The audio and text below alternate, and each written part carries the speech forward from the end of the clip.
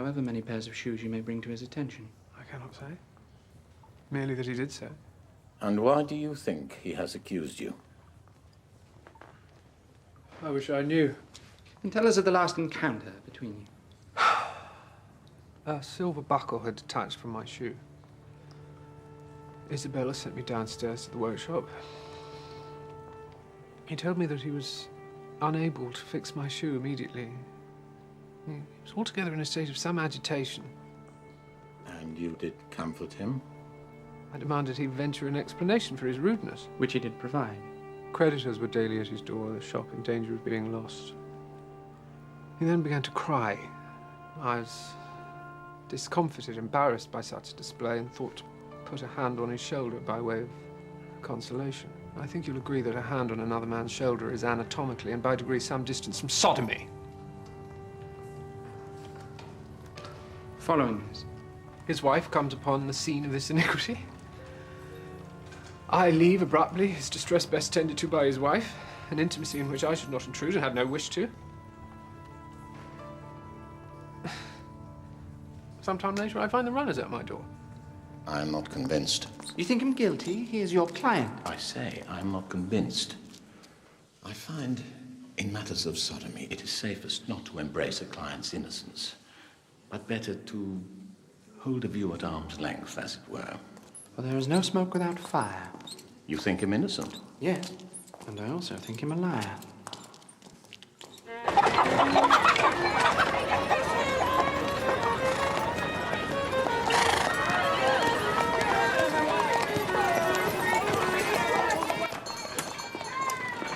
Good day, sir. Madam? Your wife sent you on an errand?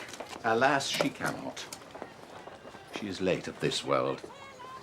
But I have a need to see these shoes of hers repaired. A man's attachment to his wife. There is no better sentiment. I'm sure my husband will restore these to good health. So busy are we that I may attend to your shoes immediately, sir. I thank you for that, but I have appointments that press, and so cannot wait. Then later. Your wife speaks highly of your craft. I'm indebted to her for her faith. Come by this afternoon, sir, and you'll see his facility with the knife and stitch, as I do every day. No time like the present.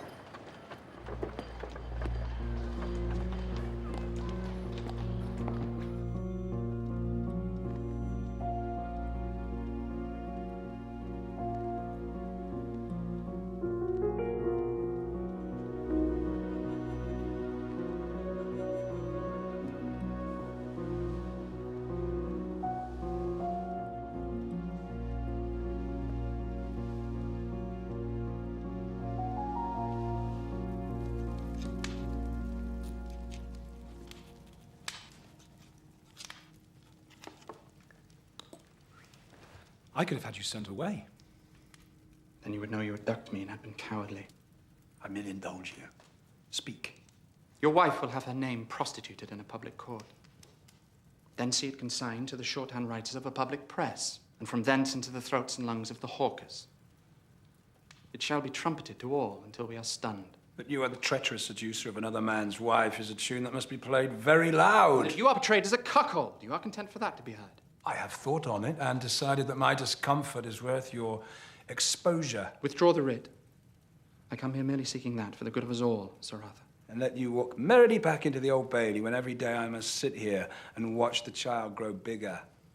The child who's not mine, but the foul fruit of your association. You are intent on avenging a fiction. This is a play that you have written, a dumb show that you have put on.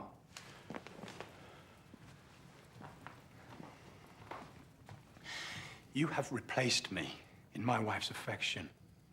You have deprived me of her loyalty. Is this imaginary? I look around and I cannot see her in my house.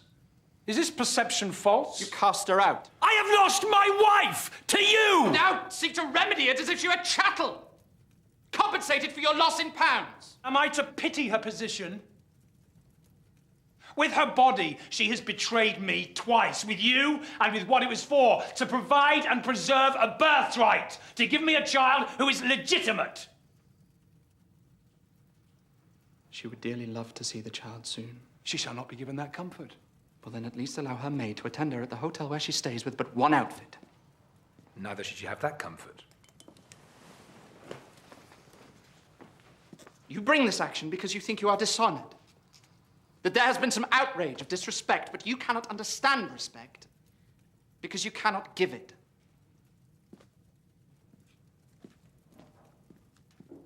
The verdict shall be the truth!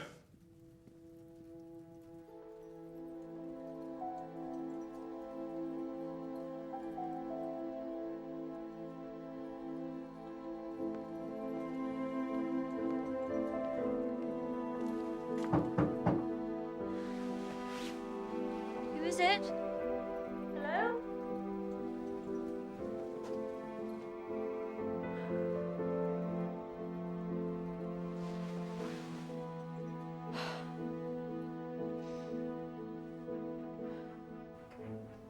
All the time I have been in position at the Royal Hotel, Garrow has not come near. And it is quite clear from my exchange with Lady Sarah that they have had the benefit of the advice of the attorney, Suithouse. Let me be clear. You do not have to burst through the door and discover them in flagrante. No, sir, I must simply find someone who can identify them together and testify as to their intimacy. The hotel staff are willing, but they've not had the I'm opportunity. not interested in your difficulties, Mr. Fulmer. Only in your progress in my case.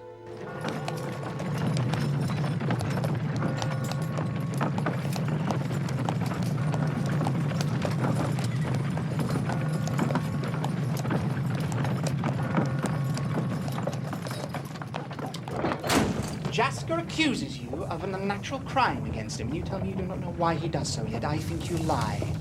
If I'm to be your counsel, I must hear the truth from you. You doubt me, sir? I doubt not your innocence, but your experience of Jasker. You are unmarried I am. and live alone, Yes, again.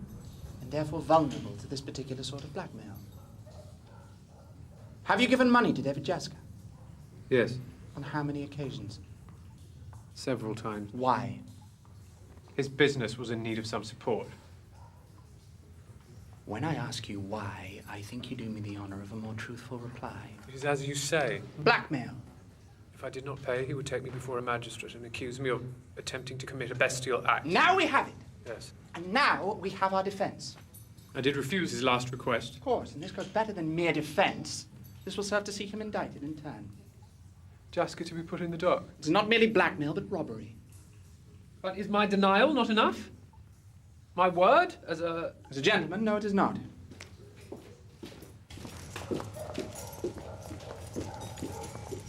If Mr. Garrow can establish the parlous state of the business and expose his threats in court, you would not be happy with that? Maria.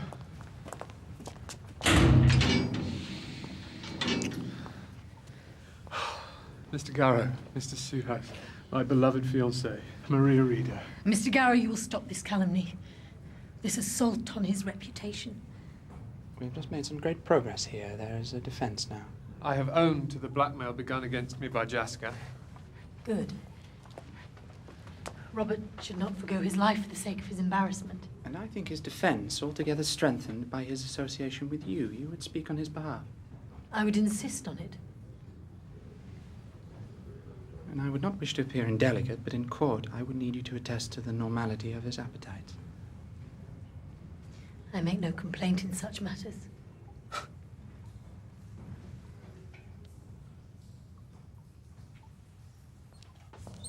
Ask the shoemender if he is a blackmailer. He may then be ready to drop the case for fear of his own prosecution. From what I saw, I doubt that'll be his decision. By which you mean? She leads him.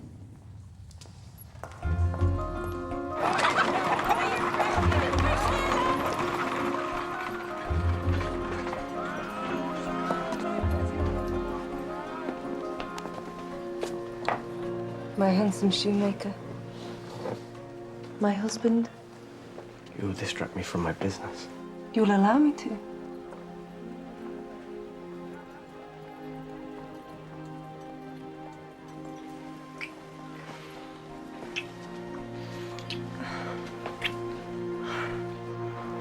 You are yourself again.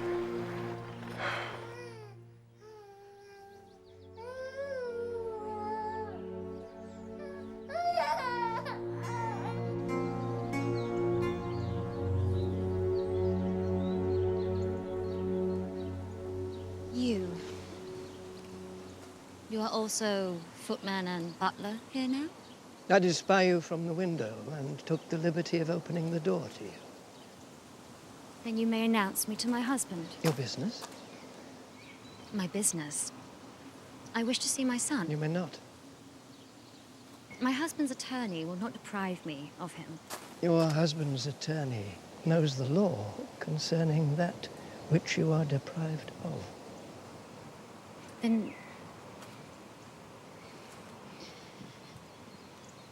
Then you would at least show him to me,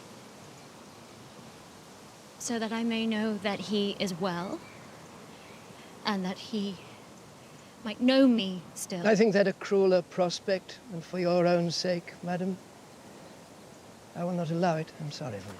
I do entreat you. I beg of you.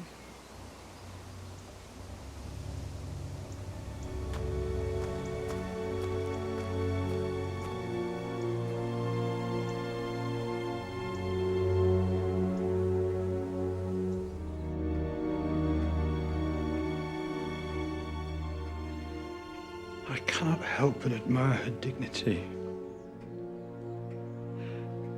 I think, sir, an opportunity now presents itself. I do not wish to know if it's somebody take it.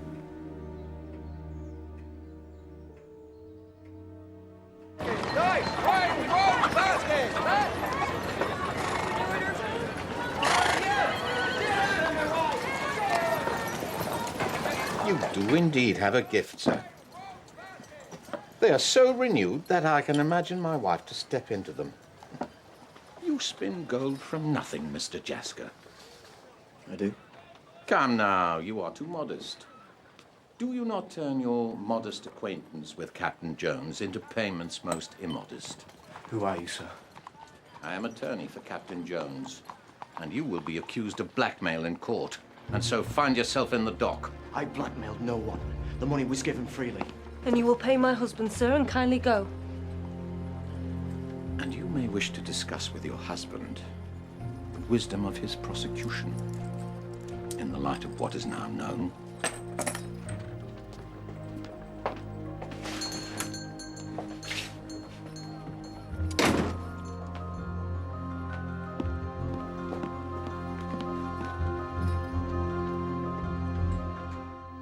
Why are you distressed? She was my mistress, and she was in despair. You think you're in need of company? Sir Arthur will allow me to go to her. Answer me this. Has Lady Sarah ever written to Mr. Garrow before? She would not have dared to. You shall go to her. But first you shall go to Mr. Garrow. Sir? You are Lady Sarah's maid. He will trust that the letter comes from her. And the purpose, sir? You're not to question the purpose. You're not to question anything while Sir Arthur employs you. But you do not, sir. I perform my duties for Sir Arthur as he wishes me to, and one of them is to ensure that you obey me and thus continue in employment here.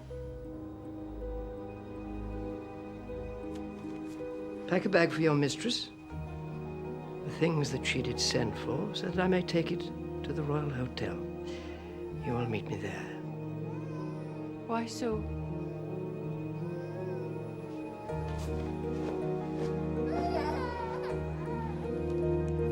He gave you money. Severally. There was never blackmail. Why did you not tell me of the payments? Your husband's business fails. You think I have not pride? Then there is some deeper acquaintance than I had thought. It was merely a loan. He is a wealthy man, and I suppose I did make it plain how the trade suffered. And given these payments, he assumed some entitlement over you. He did start to become very familiar in the way he spoke to me.